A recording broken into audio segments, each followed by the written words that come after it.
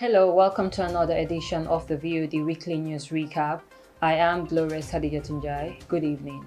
Now let's look at the Gambia across our borders and international headlines.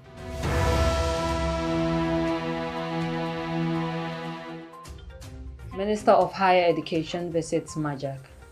Wajak trains 30 young women journalists. Smokefish vendors disclose sniper scandal badly affects their business. Musicam joins the world to celebrate World Music Day. Nene Freda government deprived from entering her property. Mayor Louis Ntachama suspended for alleged corruption. Students in Dakar bank pot funds in protest called for by opposition. Mammoth reports delivered on Sirs Zuma era corruption. William Ruto promises to deport Chinese if elected in Kenya. Gun control bill clears first halt in US Senate. Saudi Crown Prince visits Turkey for first time since Khashoggi murder. Israel heading to polls as coalition moves to dissolve parliament. Killers who shot Paraguayan prosecutor on honeymoon convicted. EU leaders to back Ukraine as candidates at Brussels summit. Those were the headlines. Now let's look at the news in detail.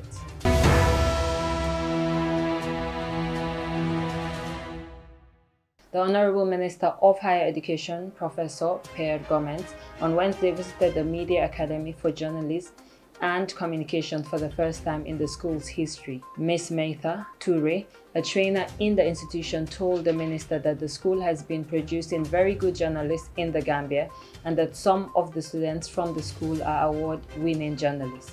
Although she said with all these achievements, there are still significant challenges faced by the school, and made emphasis that the school is in need of space to be able to accommodate many students in the school and that the students in the institution need scholarship as many cannot afford the fees. Yeah, you have space issue, but universities started on the tree. Universities, did not have all before they started like what we have now. Yes, but I agree. But that we need to get the minimum. Honorable Governments thanked the institution for the invitation and praised the journalists in the Gambia for being a responsible media family who are ready to disseminate, understand, and the importance of information that they are given for the well-informed citizens. The minister promised the institution that his ministry is ready to support the students in terms of scholarship. In regards to the school's spacing need, he urged the school to apply to the government for land to be able to build another building for the students, and that after that, his ministry is ready for any other support. The minister, after his speech, with his entourage, he was taken round on tour within the campus to see the radio and television studio in the institution.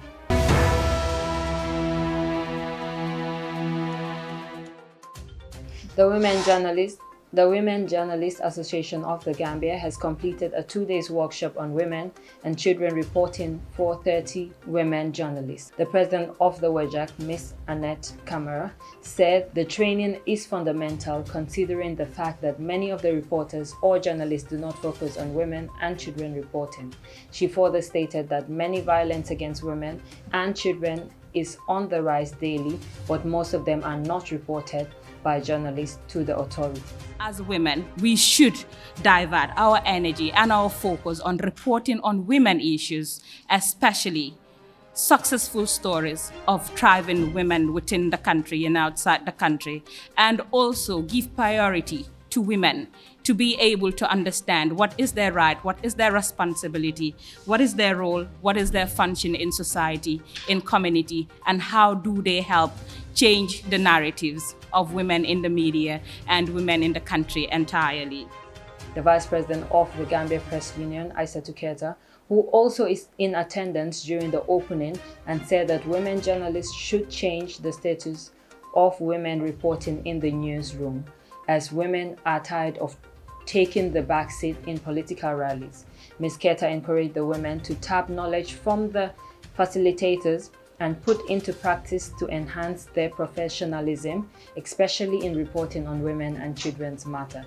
Expressing similar sentiments, the program manager of the GPU, Jebel Cisse, urged women to report on their issues as they are mostly underreported, and said the union has 5 proactive affiliates that includes WOJAC, and it is ready to support them.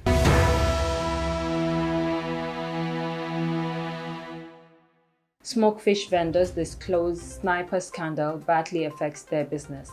Haddjatou reports. Smokefish vendors discloses sniper scandal badly affects their business after there had been stories going around that smokefish vendors are allegedly using sniper chemical on their smoked fish to prevent it from spoiling. Jara Jete, a smokefish seller, has told the Voice Out Digital that she has never used the insecticide on her fish and has never seen any of her fellow fish sellers use the said chemical on their smoked fish. She acknowledged the said rumor might be true but urges those using the chemical to stop as it is greatly affecting their business. Another vendor at the Serekunda market claimed that some smoked fish vendors are indeed using the sniper chemical on their fishes. dëkk bi ñu ngi lam-lamee ne comme like ñu ngi def sniper si kaw ko boobu laka man fu ma ko waxee démba te tamit foofu lay taxaw si benn kàddu bi lay taxaw dëgg la du ñëpp a koy def waaye lu am la man gis naa ko waaw dama ko gis ku koy def te nekkul benn yoon nekkul ñaari yoon waaw si Serekunda soo ma tegalee alxuraan sax mën naa koo waat waaw bor bu set nekkul ne loo xam ne amul de li am la because ku ko feeñal tamit si media bi kooku tamit fogu ma dof na dina jàpp na ko waaw lu mu gis la waaw moo tax mu wax ko. I have seen people using it on their smoked fish, she alleged. She called on the smoked fish vendors to stop using sniper as it can affect a lot of people and can even cause harmful diseases. Sniper is a chemical that is mostly used to kill insects. Due to huge public concern, authority has announced a ban of the chemical and that anyone found using it will be prosecuted. Haddjatou reporting for VOD.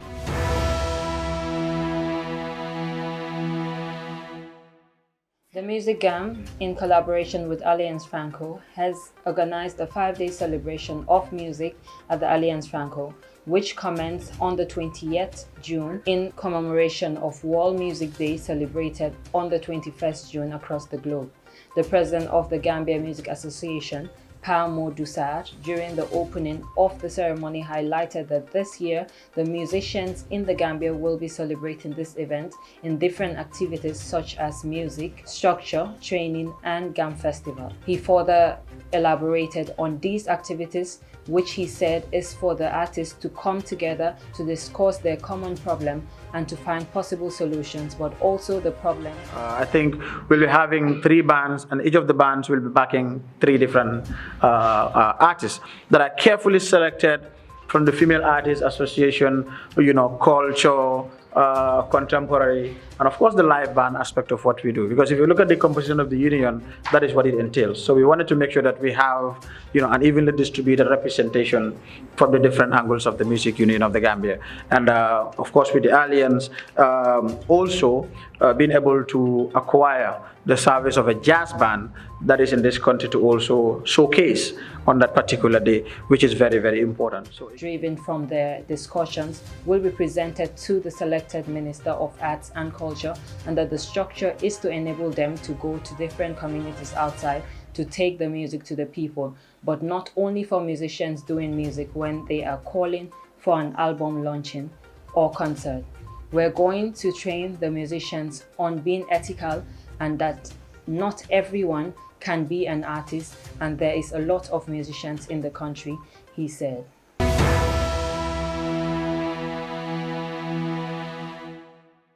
Nene Frida Gomen, PRO of the Gambia Citizen Alliance and Country Director of Global Homes of Medical Missions, called on the press on Thursday morning, despite being denied access by numerous PIU officers gathered at the GHM Properties at Vigilo. This has resulted in the standout, with Adamant Nene standing on a chair above the fence with police officers formed a barricade around her. Meanwhile, journalists were also denied access and hence questioning was being done over the fence. In her statement, Nene said that the allocated property has never been in the hands of the Gambia Tourism Authority, but the property was previously owned by one Masere Fall, who graciously gave up her land for a purpose greatly beneficial to the Gambian people.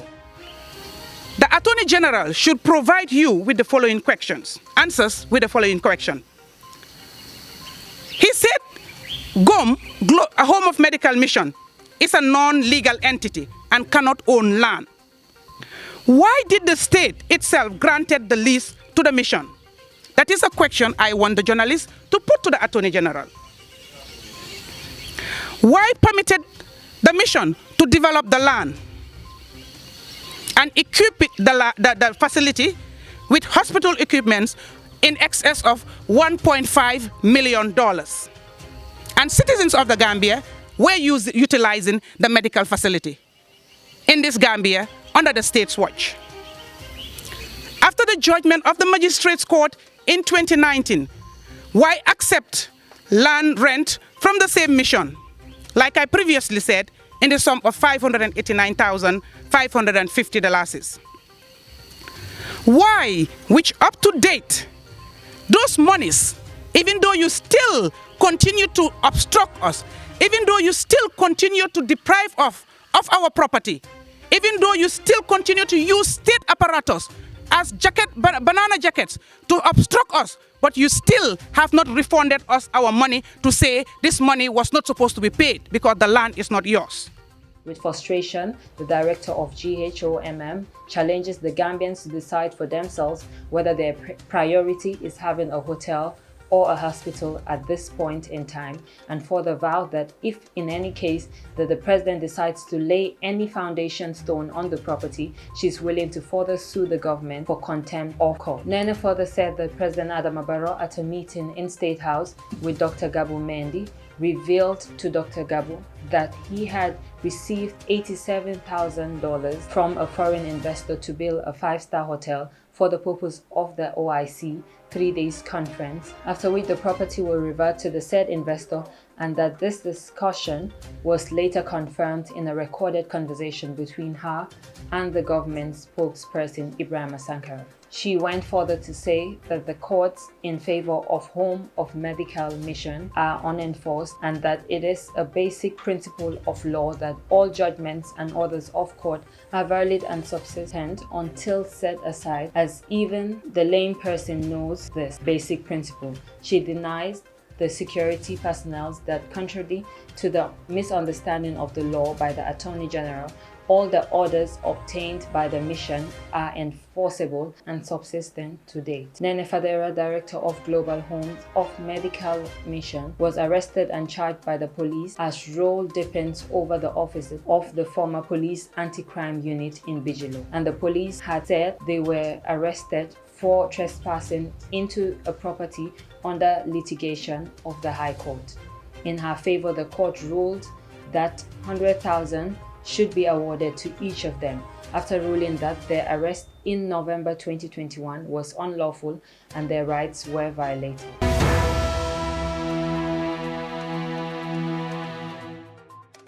Now let's look at the news across our borders.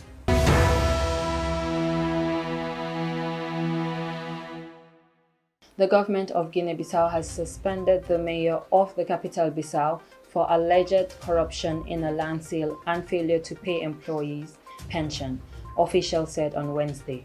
Mayor Luis had been in office since April 2021. He is a member of the Social Renewal Party, PRS, a formation belonging to the presidential coalition whose leaders are in friction with the camp of the head of state, Omero Mbalo. Luis is accused of deliberate acts of corruption in the distribution of public land, that non-payable of pensions to municipal workers, and the unfair suspension of municipal employees according to the order by the Minister of Territorial Administration, Fernando Gomes, dated Tuesday and consulted Wednesday by AFP. The government decided to suspend him from his duties as of today, 21st June 2022. The mayor was suspended along with 2 of his collaborators, his first deputy and the Secretary General of the municipal institution. Mr. Luis was replaced by Fernando Mendes, a member of a party belonging to the presidential camp. The mayor of Bissau has since 1994 been appointed by the government.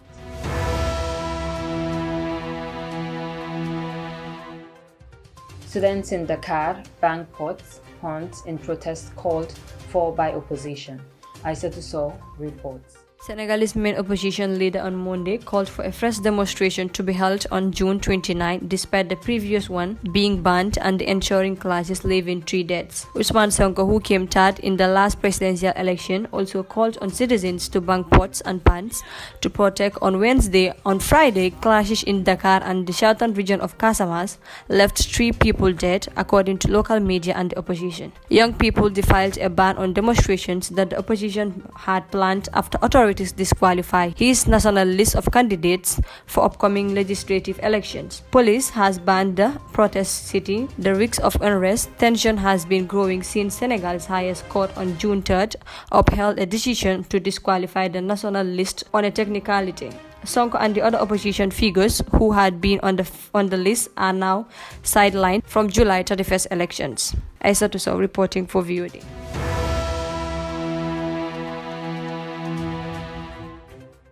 The final part of a mammoth report into alleged corruption in South Africa under former President Jacob Zuma has been handed to his successor, Cyril Ramaphosa. The report by George Raymond is more than 5,000 pages long.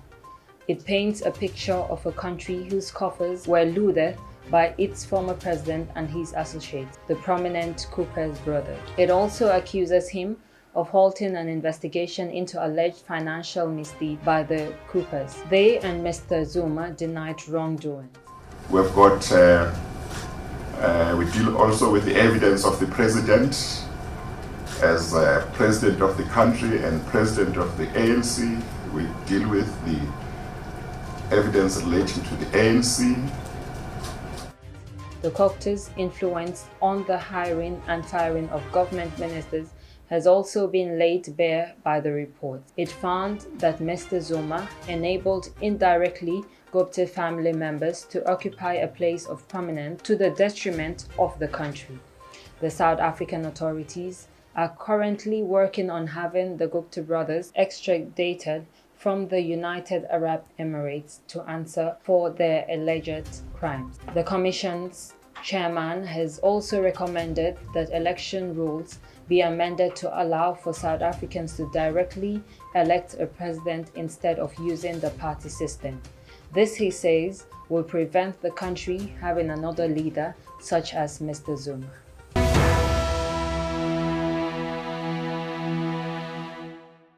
Kenya's Deputy President and presidential candidate William Ruto has said he will deport Chinese nationals from jobs that could be done by Kenyans if he is elected in August.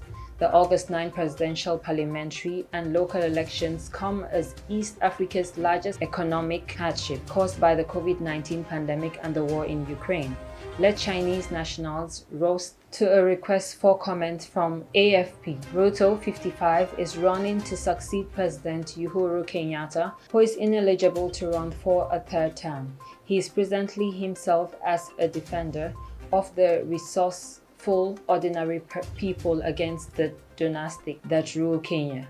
He has been critical of President Kenyatta's economic policies, promising to cancel the country's estimated $70 billion debt if he wins in August. Chinese in Kenya's second largest debtors after the World Bank and his finance infrastructure project, $4.7 billion for the most expensive infrastructure project since the country's independence in 1963. But I will keep doing that. Okay. I insist they must have working permit. They must do the right thing, respect the regulation of Kenya authority. Correct. If I find anything wrong, not only your country is a country of rule of law. Of rules. Yeah. So it not only will be punished by Kenya law, but also we will take our own internal measures to regulate those people. The train line that links the port city of Mombasa and Naivasha in the Rift Valley via the capital Nairobi since 2017. All these investments have often been accompanied by an influx of Chinese workers. William Ruto's announcement drew mixed reactions online. We owe billions to China. By doing this, we will strain our relations with the country and they will also have a knee-jerk reaction about repaying the loans, said one Twitter user. Others approved of the proposal. This is good. Nothing like this happens in other countries. Local jobs can't be taken by foreigners, tweeted another user.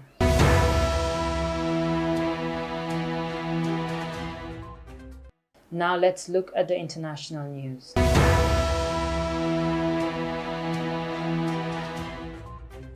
The US Senate has taken a first step towards passing what has been called the most significant new gun control in a generation.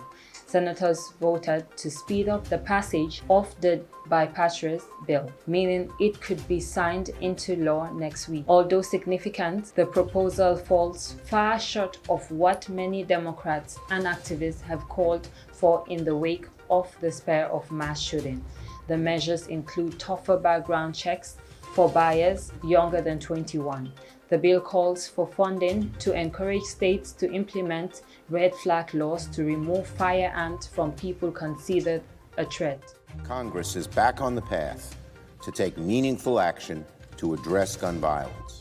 The act also includes $15 billion, 12.2 billion euros in federal refunding for mental health programs and school security upgrades, and it closed the so-called boyfriend loophole by blocking gun sales to those convicted abusing unmarried intimate partners.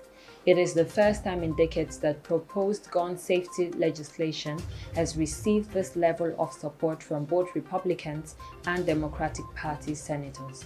Tuesday evening, Senate votes, which was only procedural, passed 64 to 34 in less than 2 hours after the final text was circulated. Some 14 Republicans voted to advance the bill, suggesting the legislation would get enough support to clear the Senate in the full vote, which Democrats hope to hold within days. On Wednesday, Senate Majority Leader Chuck Schumer called the bipartisan bill real progress. It will then need to be passed by the Democratic-controlled House of Representatives before making its way to President Joe Biden's desk.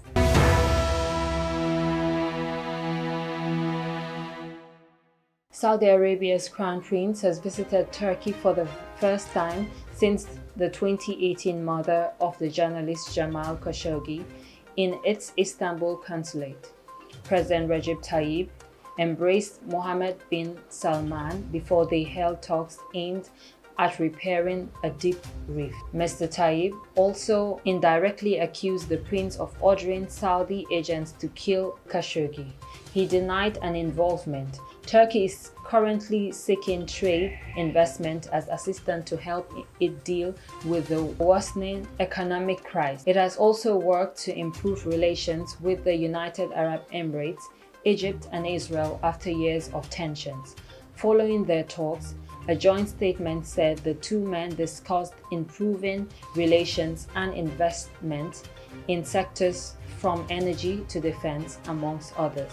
Prince Mohammed wants to end his international isolation and restore his powerful regional role. He also visited Jordan and Egypt this week as part of Middle East tour, and next month will meet US President Joe Biden, who promised in 2019 to make Saudi Arabia the prior that they are over Khashoggi's murder.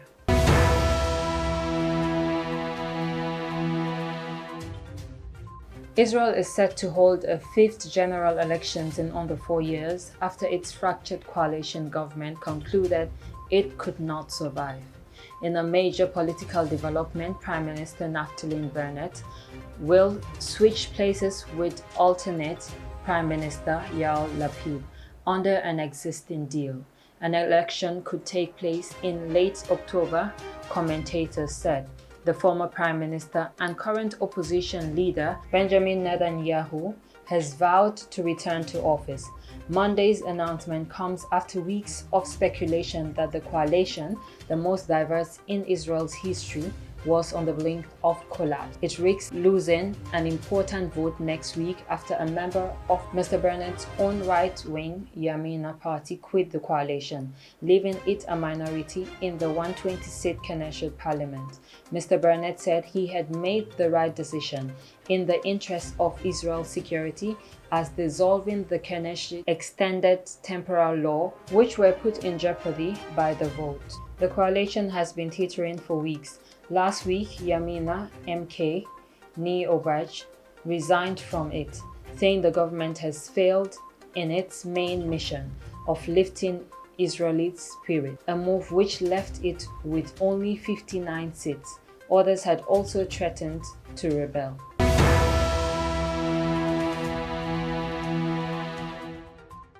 Four people accused of murdering a high-profile Pyrenean prosecutor while he was on his honeymoon have been sentenced to 23 years in prison. The accused confessed to killing anti-mafia prosecutor Marcelo Percy, 45, on a private beach resort in Colombia. Mr. Percy investigated high-profile corruption and money laundering cases in his native Pyrenean. Colombian authorities believe it is likely that organized crime group arranged the murder. Mr. Percy and his wife were on the 6th and final day of their honeymoon when he was killed on Barú, an idyllic island off the Caribbean coast. The judge presiding over the case in the northern city of Cartagena said the full sentence of 47 years each for the four people was cut in half as part of the plea deal, but ruled out other benefits such as serving any of the sentences at home. The fifth person accused of involvement has pleaded innocent, while a sixth suspected remains at large, Colombian police said. Authorities believe the Brazilian prison gang, First Capital Commander, a major exporter of cocaine, was involved in coordinating the murder, but said they that have been unable to identify the mastermind behind the attack.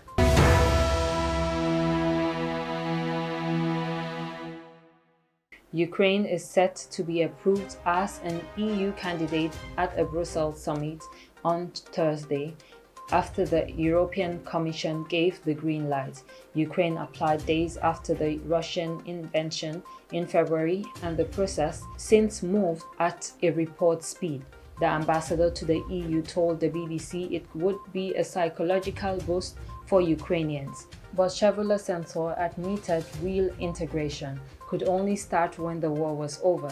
Candidate status is the first official step towards EU membership, and France said this week there was total consensus on Ukraine, but it can take many years to join and there is no guarantee of success. The Western Balkan countries of Albania, North Macedonia, Montenegro, and Serbia has been candidate countries for years, in some cases for over a decade. Bosnia and Herzegovina applied for candidacy in 2016 but has still not succeeded. As he arrived for an EU summit with Eastern Balkan leaders, Albanian Prime Minister Edi Rama said it was a good thing that Ukraine was getting candidate status, but Kyiv should be under an illusion. North Macedonia is a candidate for 17 years if I have not lost count, Albanian 8, so welcome to Ukraine. Some member states are pushing for Bosnia to be given candidate status, although that is not expected to happen.